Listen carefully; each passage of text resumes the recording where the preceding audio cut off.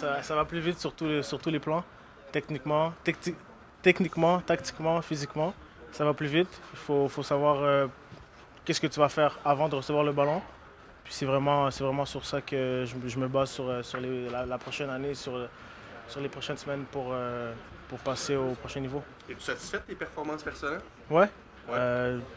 je suis satisfait de la saison au complet parce qu'au début de la saison, c'était pas prévu pour moi de jouer autant de matchs, autant de minutes. Donc avoir joué plus de 2000 minutes durant toute la saison, ça fait du bien, ça fait progresser. Puis pour moi, c'est une saison satisfaisante. Oh, on a connu beaucoup de difficultés. C'est sûr, on est un très jeune groupe.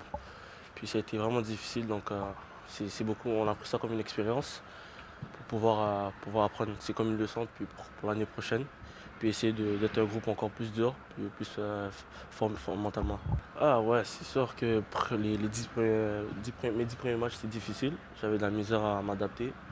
Puis à force d'avoir beaucoup de temps de jeu, j'ai pu m'installer sur le côté, avoir plus d'espace, puis avoir du plaisir à m'amuser sur le terrain. C'est de savoir quand relâcher le ballon ou quand le garder.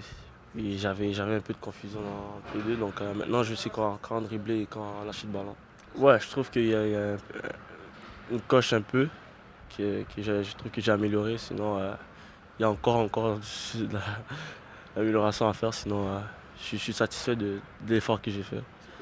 J'ai appris surtout à gérer la pression, de jouer avec des plus vieux, de jouer avec des gars plus forts que moi, parce que d'habitude dans les 18 c'était pas comme ça. Puis je pense que j'ai grandi de ça, ça m'a permis d'être plus constant aussi, parce que quand tu joues avec des plus jeunes, tu vois, des fois tu peux moins bien jouer et bien performer, là tu peux pas au prochain niveau.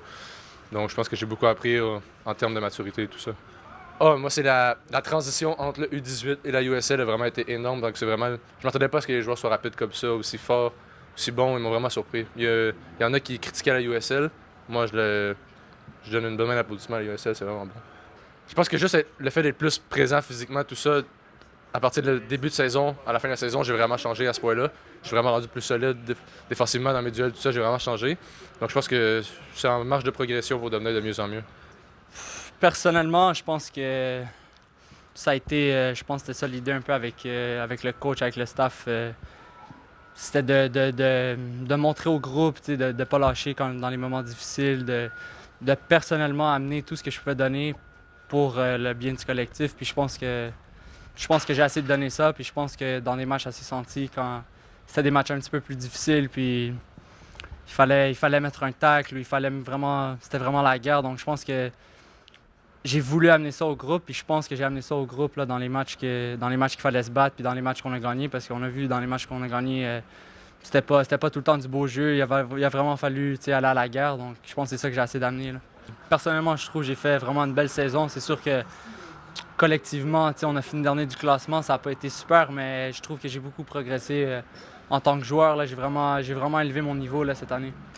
Oui, parce que ce qui doit être retenu, c'est par rapport à la mission de cette équipe-là. Donc je le rappelle, la mission de cette équipe-là, c'est de donner de temps de jeu aux pros qui en manquent, c'est donner du temps de jeu au retour de blessures et donner du temps de jeu aux joueurs, aux jeunes joueurs de l'académie pour se rapprocher du groupe des pros.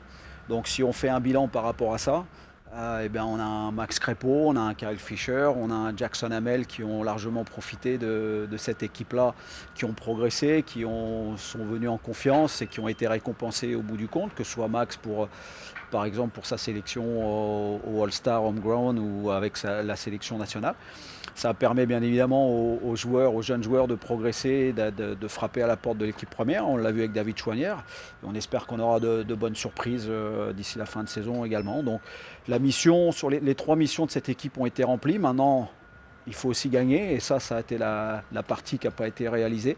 Si on prend sur les jeunes, c'est je dirais Balou et Thomas Meyer-Giguer qui ont été les 2 joueurs qui ont vraiment progressé, qui ont eu des problèmes en début de saison et qui ont commencé à maîtriser et dominer cette ligue-là. Donc c'est les 2 meilleurs exemples. Mais on pourrait prendre aussi un jeune comme Louis Bellangoyette qui est passé dans une autre dimension tout au long de cette saison. Je dirais que si on discute avec les autres coachs, souvent c'est eux qui viennent nous voir. Et déjà, la première chose, c'est qu'ils sont admiratifs du niveau de jeu d'une équipe globalement, c'est des U19 ou des U20. Donc, ils sont très impressionnés du niveau de jeu, très impressionnés du projet.